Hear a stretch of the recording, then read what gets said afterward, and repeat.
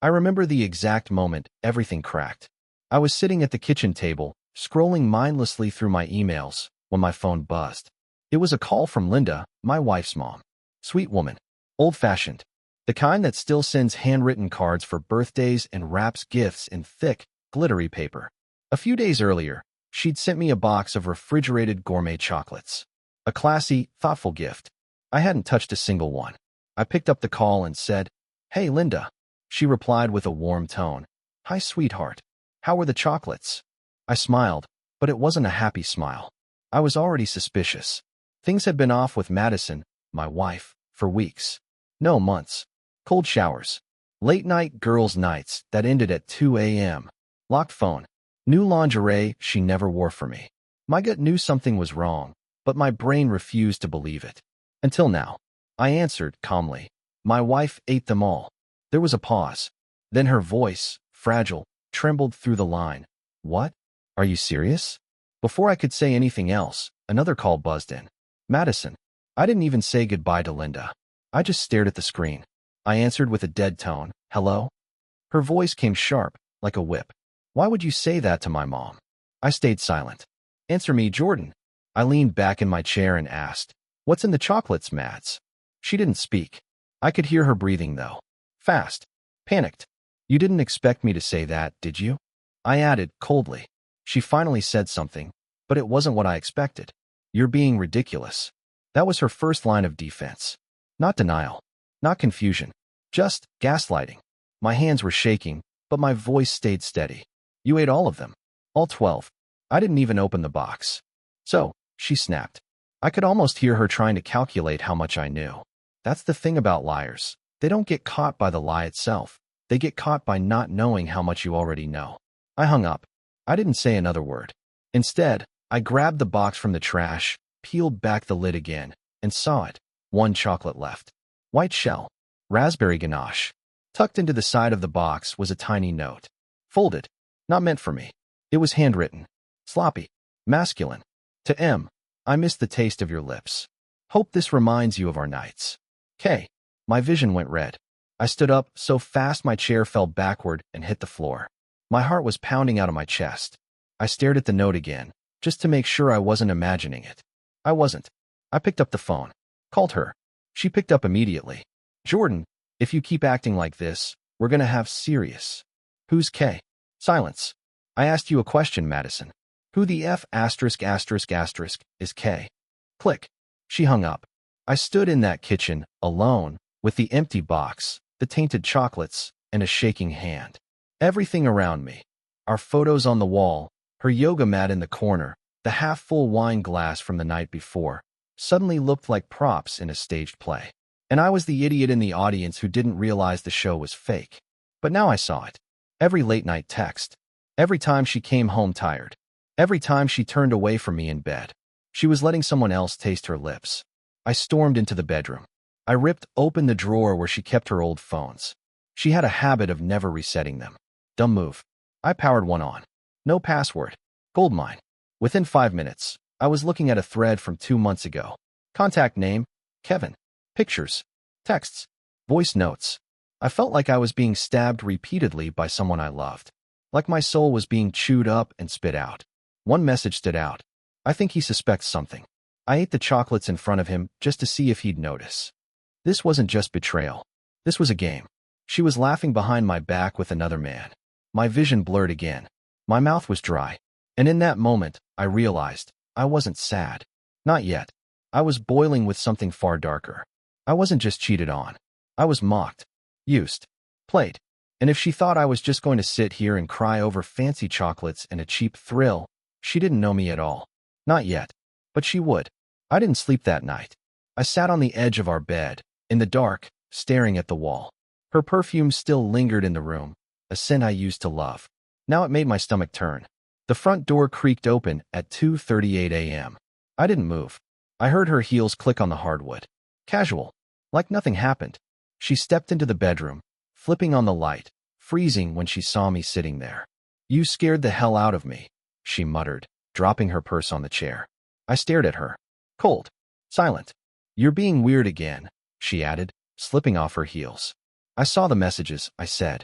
That stopped her. For a second. Then, that fake little smirk she always used when she wanted to act like she was still in control. What messages? Don't play dumb. Kevin. The chocolates. The note. All of it. Her eyes flickered, just for a split second, and then she walked right past me to the mirror, casually fixing her hair. Okay, she said. So you saw something. And what? You're going to cry now? Get a divorce? Good luck. I stood up. You think this is a joke? No, she said, turning toward me with that venomous little grin. But you are. Jordan, you've been so boring lately. Do you even remember the last time you touched me like a man? Or were you too busy playing the sad, tired husband with your little routines and bedtime teas? You let another man. I choked on my words, rage climbing my throat like bile. What? You think I owe you something? She snapped, stepping closer, getting in my face. You let this marriage die, and I just moved on faster than you. Kevin made me feel wanted. Something you haven't done in years. I couldn't breathe. Her eyes narrowed.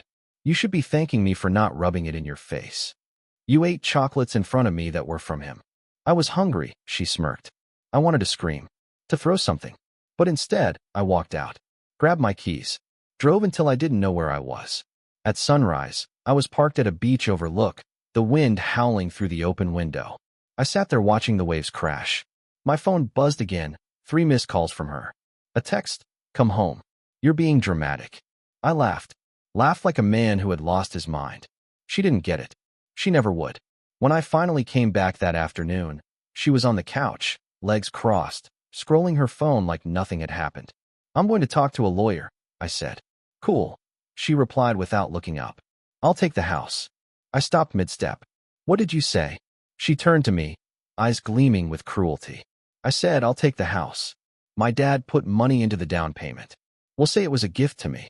And with no kids, this will be easy. There it was. Her plan. All laid out. She'd been playing this long before I caught her. She didn't just cheat. She prepared for my destruction. I walked into our shared closet, grabbed a duffel, started throwing in clothes. Jordan, don't be pathetic, she called from the living room. You really gonna run away like some little b***********? I zipped the bag. She stepped into the doorway. Go ahead. Pack. But you'll come crawling back. You always do. I walked past her without a word. Kevin's better than you in every way, she called after me. I stopped in the hallway, slowly turned back. She was smiling, proud, triumphant, but she didn't see it in my eyes. Something had broken. And I wasn't the same man who sat at that kitchen table 24 hours ago. You think this is over? I asked. She raised a brow. You're pathetic. No, Madison, I said softly. You are. And you're about to find out what that actually costs. I left, but I wasn't done. Not by a long shot. I spent the next 2 days in silence. No messages. No calls. I stayed at a motel off the highway, the kind where no one asks questions and the wallpaper peels like old skin. I needed the quiet. I needed to think. Madison had set a trap, years in the making, and I'd walked straight into it. But she underestimated one thing. I knew her better than she thought I did. She was always greedy, always 2 steps ahead, always lying with that same straight face. I remembered all the girls' trips, the sudden interest in Pilates, the coworker, Mark, she never introduced me to. Kevin wasn't the first, just the one who left a note. And the moment I realized that, I wasn't heartbroken anymore. I was focused. I started digging. I knew her passwords. She never changed them. Too confident. I logged into her email. Found everything I needed. Hidden bank accounts, conversations with divorce lawyers dated 2 months back, real estate listings in her name only. She wasn't planning a life with me. She was planning one without me. And one with Kevin. She wanted to burn the bridge after she crossed it. Leave me with nothing but ashes. So I made a plan of my own. The next morning, I went back to the house. She wasn't expecting me. I still had my key. I stepped in quietly, like I didn't belong anymore, but everything in that place was still mine. The couch, the dining table, even the wine fridge she bragged about to her friends. She was in the shower. I didn't say a word. I just walked past the sound of water and into her office. Took pictures of the documents she was printing, a revised prenup she tried to get me to sign 2 weeks ago, saying, it's just a formality.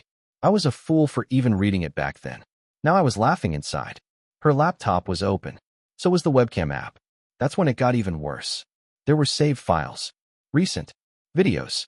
I clicked one, and there she was, on our bed, laughing, whispering, moaning out fake compliments like they were poetry. And him, Kevin, that smug, tatted scumbag I'd never even met, making a mess of what used to be my home. She'd recorded herself cheating. Proud of it.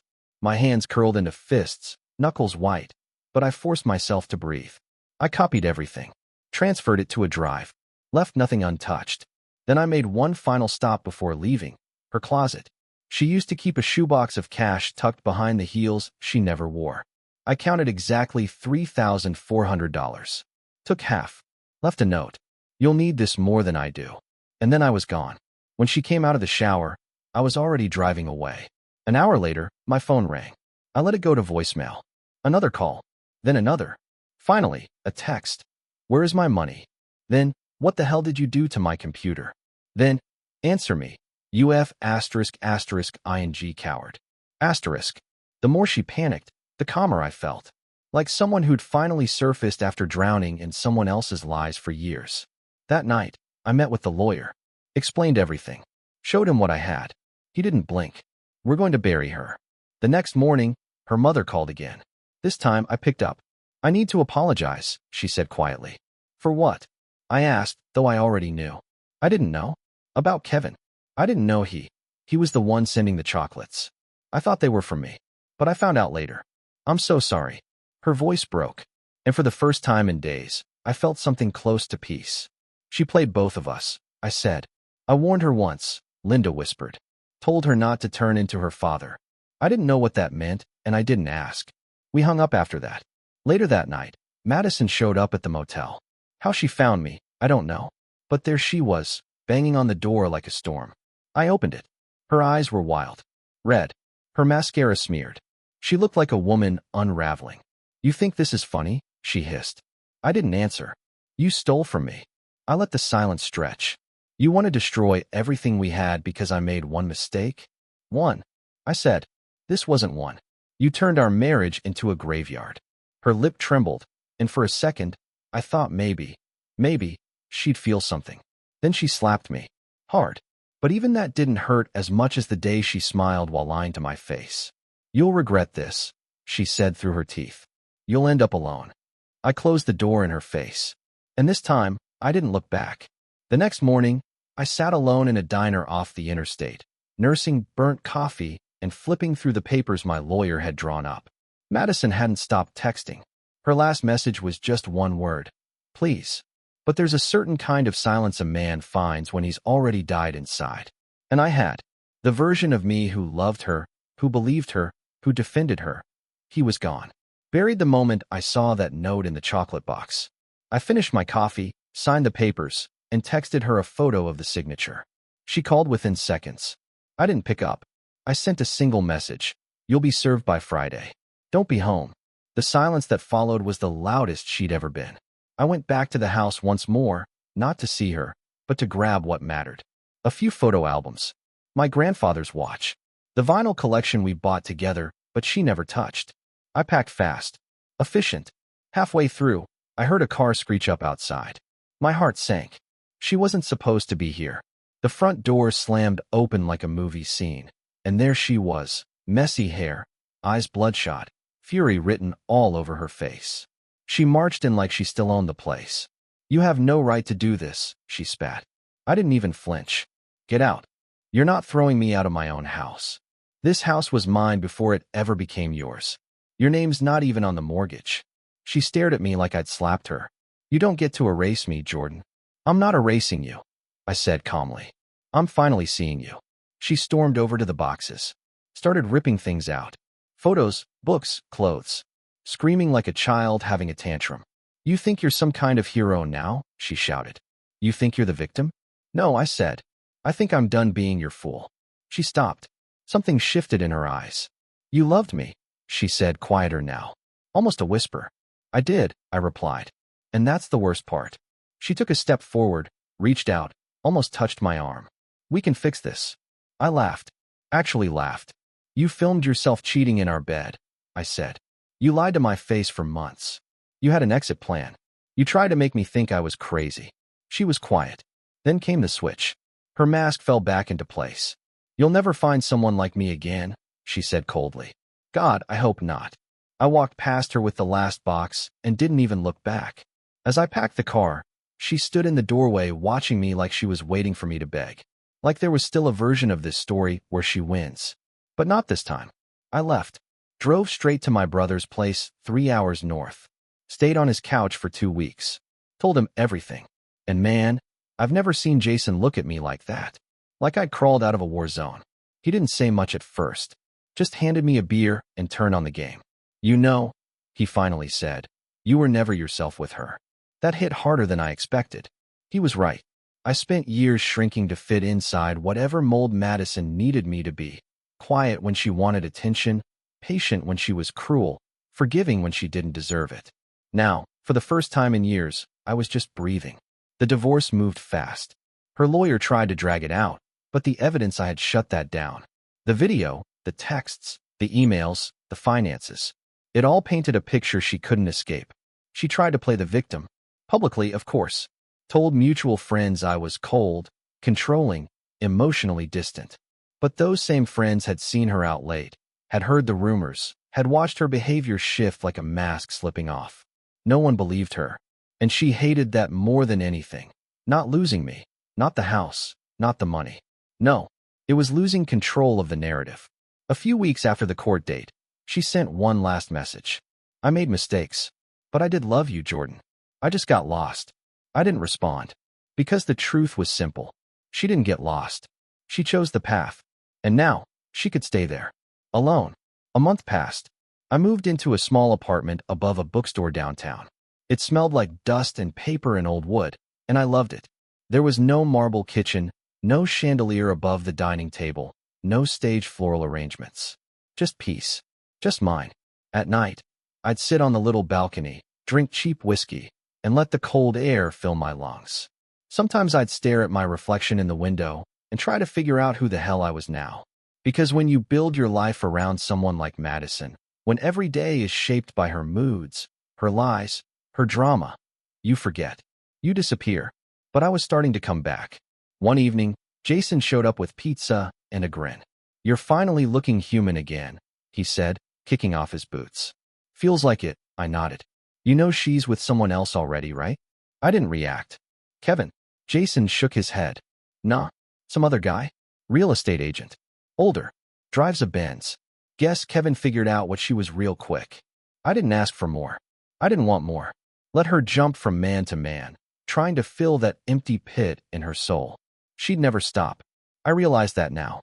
She wasn't looking for love. She was looking for power. Attention. Worship. The kind you can only keep through manipulation.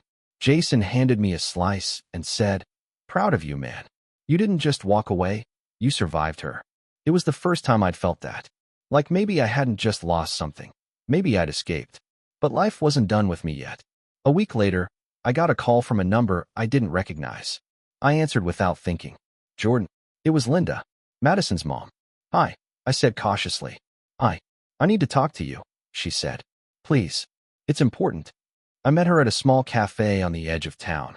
She looked older, more tired. Like life had taken a few swings at her lately too.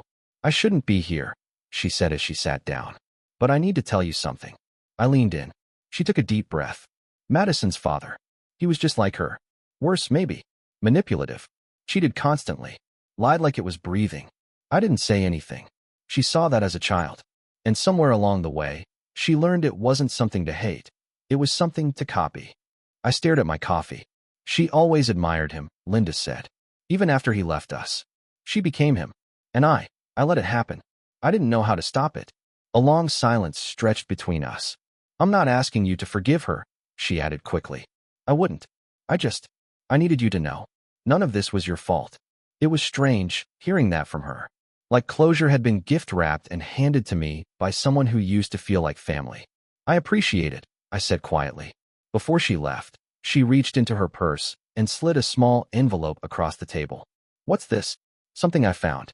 You should read it. Then decide what to do. She walked away without another word. Inside the envelope was a letter. From Madison. Handwritten. Sloppy. Unfinished. Jordan, if you're reading this, it means I've already lost. And maybe that's good. Because for the first time in years, I have to sit with myself. And I don't like who I see. I hurt you. On purpose. Repeatedly. And even though I won't ask for forgiveness, I need you to know something. It wasn't about Kevin, or the house, or the attention. It was about control. I've spent my whole life terrified of being invisible. So I made sure I was unforgettable, even if it meant destroying everything I touched. You didn't deserve that. You were good to me. Too good. I hope one day you find someone who sees that, who doesn't try to dim you to feel bright themselves. I'm sorry. The last line was scratched out 3 times. The ink pressed hard like she was fighting with herself. I folded the letter and stared out the window for a long time.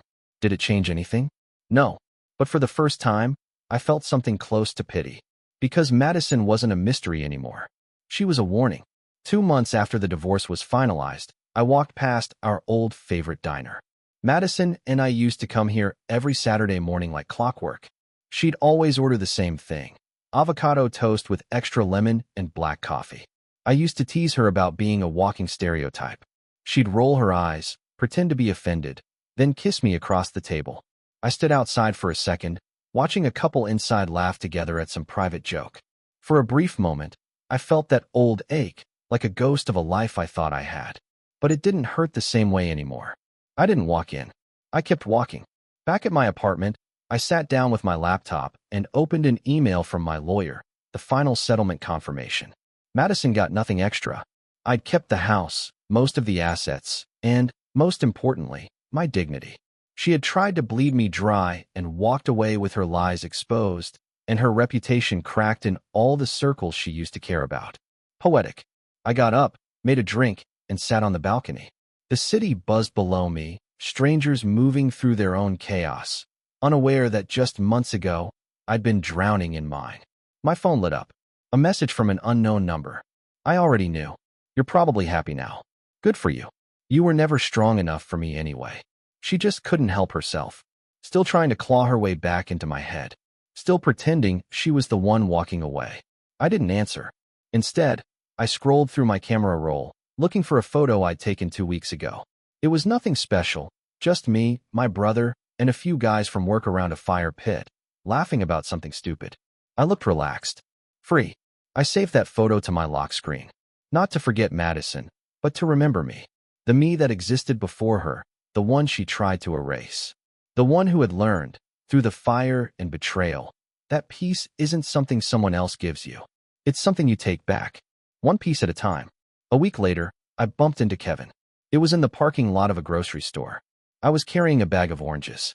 He was leaning against his car, looking thinner, more tired than I remembered from the video I'd burned into my mind. He recognized me immediately. "Jordan," he said, stiff. "Kevin." I nodded, keeping my voice neutral. He looked away, then back. I didn't know she was married at first. I figured. She said you were separated. Said you didn't care. Said you weren't much of a man. I didn't react. I'd heard it all. He shifted uncomfortably. When I found out the truth, I tried to end it. She wouldn't let go. That part made me laugh. Quietly. "Yeah," I said. "She's like that." He looked like he wanted to say more, maybe apologize, maybe beg for some kind of redemption. But I didn't know him that. I didn't need it. "She ruined your life too?" I asked flatly. His eyes dropped. "Almost." I nodded. "Then you're lucky." I walked away. Didn't look back. I didn't need to. His silence told me everything. Madison was still Madison, eating through lives like candy, destroying anything soft enough to trust her.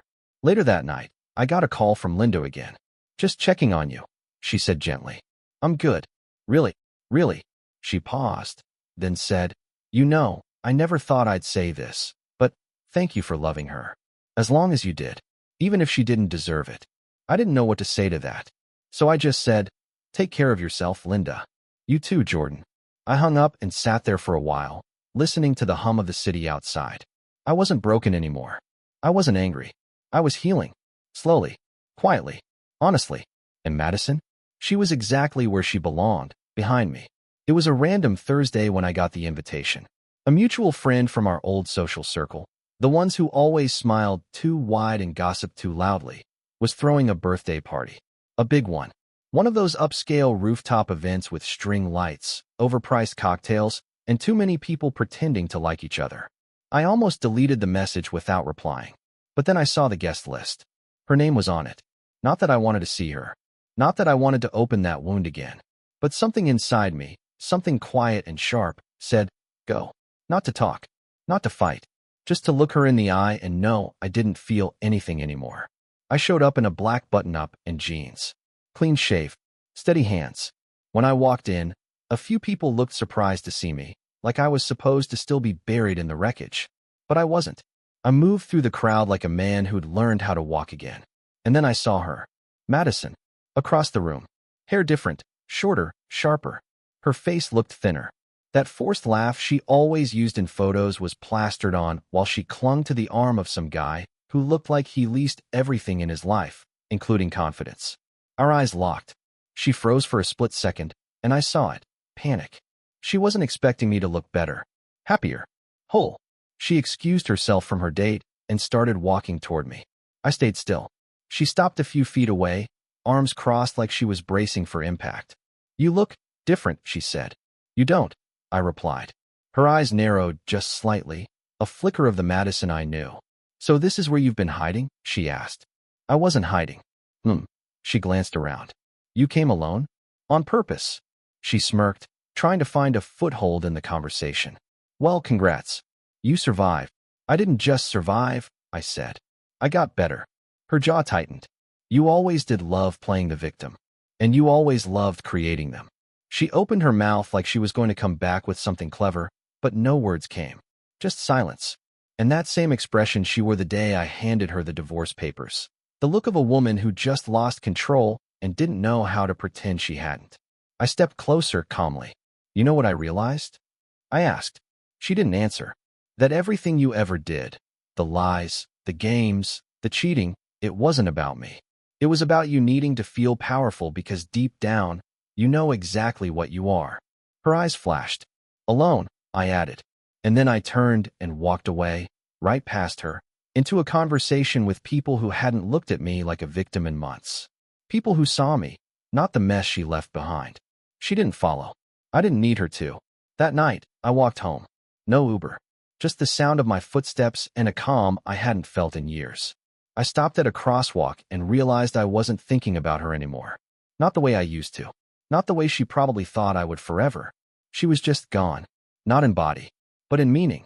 Back at the apartment, I poured a drink, stepped onto the balcony, and stared at the stars. And for the first time, I didn't see them through the haze of bitterness. I saw them clearly. There was no final fight. No dramatic ending. Just a quiet truth. She tried to ruin me. And failed. It was a Sunday morning, early.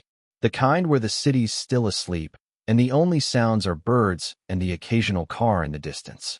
I stood at the kitchen window, sipping coffee from the same mug I used the day Madison left. Back then, it tasted bitter, not the coffee but life. Now, it tasted like clarity. I'd spent the last few months rebuilding everything. Not just routines, but identity. I started running again. Got a promotion at work. Spoke to people without that dull ache in my chest. I even started seeing someone. Nothing serious, not yet, but real. Honest. No games. No lies hidden behind a smile. And here's the thing no one tells you about betrayal. It strips you raw, sure. But what grows back? It's tougher, wiser, cleaner. One evening, I got a call from a number I didn't recognize. I let it go to voicemail. It was Madison. Her voice, soft and uncertain. I don't know why I'm calling. Maybe I just wanted to hear you say something.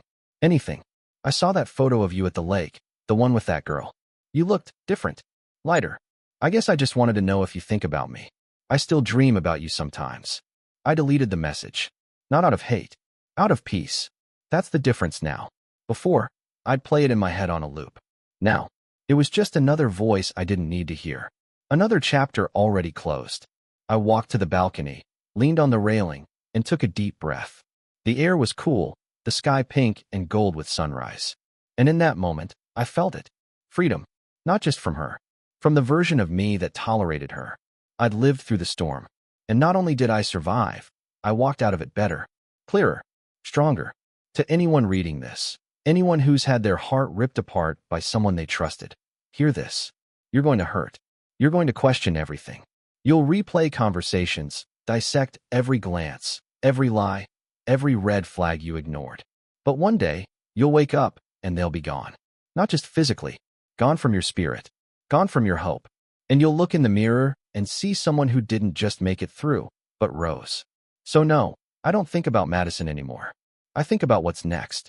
And that, finally, is enough.